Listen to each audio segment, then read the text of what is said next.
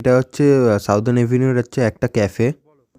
এসেছিলাম কি একটা নাম জানো, সোয়াম সোয়াম। সোয়াম। তো ম্যামের সঙ্গে এসেছিলাম, ম্যাম আমাদের নিয়েছিলেন, ম্যামকে দেখো। হ্যাঁ, সারা আমি ম্যাম আমরা কলের পর আজ ম্যাম আমাদের খাতে নিয়ে এসেছিল। তো এক্সপেকটেশন প্রথম থেকেই কিছু ছিল না, সোয়াম নামটা উচ্চারণ করতে পারছি না ঠিক করে। তো ওই জিনিসটা খেলাম, কি নাম, চিজ কি আমাদের, যেহেতু ভেজ ছিল বলে আমরা এগলেস একটা কিছু নিয়েছিলাম। তো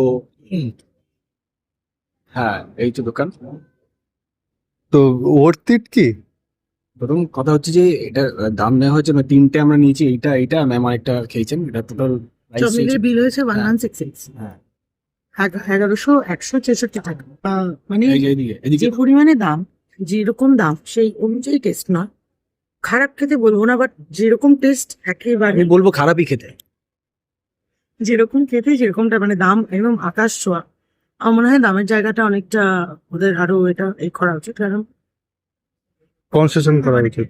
দাম বাড়িয়ে করলে পরে প্রথম প্রথম চলছে ঠিক আছে, যে কোনো আমাদের মতোই ধর আমরা এসেছি আর কি প্রথমবার কোনো আমরা আবার ইউটিউব দেখে এসেছি, মানে আমি স্পেশালি দেখে টেকে এসেছি রিভিউ দিয়ে। এখন আমার মনে হচ্ছে যে that was a paid promotion আর আমি বোকা বনে গেছি।